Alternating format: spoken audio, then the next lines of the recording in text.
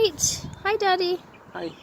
We're at the park in the big toy, and we're going to experiment with the camera here. See if we can put it up against here without the wind blowing it down. We'll see. Frank Oopsie. wants a pet. Franklin wants a pet. Alright, I'm coming. You Mama don't have reading to or see me Daddy reading? anyway. Alright, here we go. Franklin wants a pet. Franklin wants a A pet. classic Franklin story by Paulette Bourgeois. Because there's no modern Franklin stories. Brenda Clark. I have no idea how to say these names. Sorry. I apologize. Franklin could count by twos and tie his shoes. He could sleep alone in his small dark shell. He even had a best friend named Bear. But Franklin wanted something else. He wanted a pet.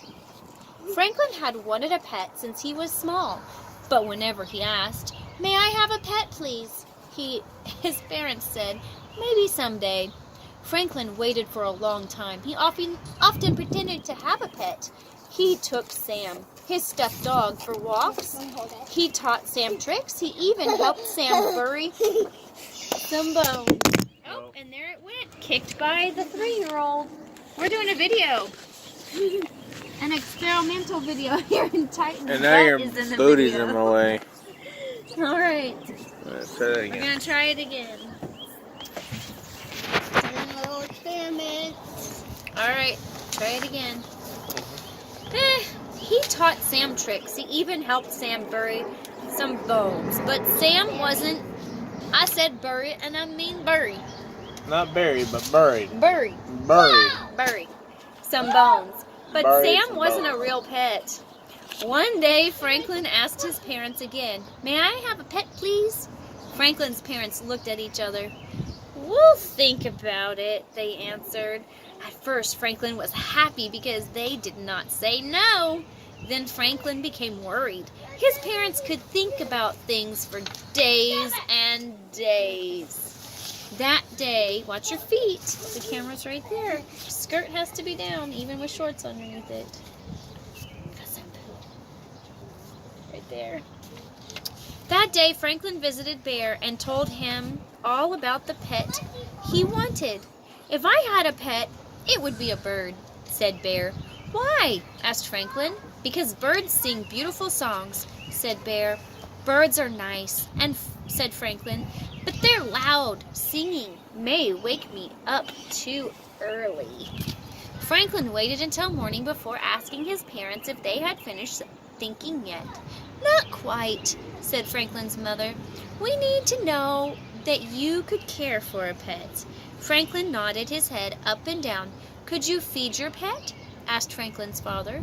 Franklin nodded again. He almost said please 100 times in a row, but he stopped himself. Franklin visited Beaver and told her all about the pet he wanted. "If I had a pet, it would be a cat," said Beaver. "Why?" asked Franklin. "Because cats make purring sounds," she answered. "Cats are nice," said Franklin, "but you never know where they are." Later that day, Franklin asked his parents, Are you finished thinking?" "Not yet," they answered. "Please hurry," said Franklin. His father sighed. "Franklin, this is a big decision. A pet costs money to buy and to keep." Franklin offered all the money in his piggy bank and hoped it was enough. After counting his pennies, Franklin visited Goose and told her all about the pet he wanted. "If I had a pet, it would be a bunny," said Goose. "Why?" asked Franklin. "Because bunnies have wiggly whiskers." "Bunnies are nice," said Franklin, "but I think whiskers might make me sneeze." Another 3 whole days. Franklin was tired of waiting for his parents to finish thinking. He had a plan. He brought Sam to the breakfast table. "I have been taking care of Sam for a long, long time," he said. "I will take good care of a real pet too. I will feed it. I will clean its house. We can take it to the vet if it gets sick." Franklin's parents smiled. "It sounds as if you've been doing a lot of thinking too," they said. "So may I have a pet, please?" he begged. They whispered to each other, Then they nodded their heads up and down. "Oh, thank you," said Franklin. He wanted to go to the pet store right away. "We'll help you choose a puppy tomorrow," said his father. "No, thank you," said Franklin. "I do not want a dog." His parents were surprised. "Dogs are nice," said Franklin, "but I want a quiet pet." Franklin's mother asked if he wanted a kitten. "No, thank you," said Franklin. "Kittens are nice, but I want a pet that stays close by."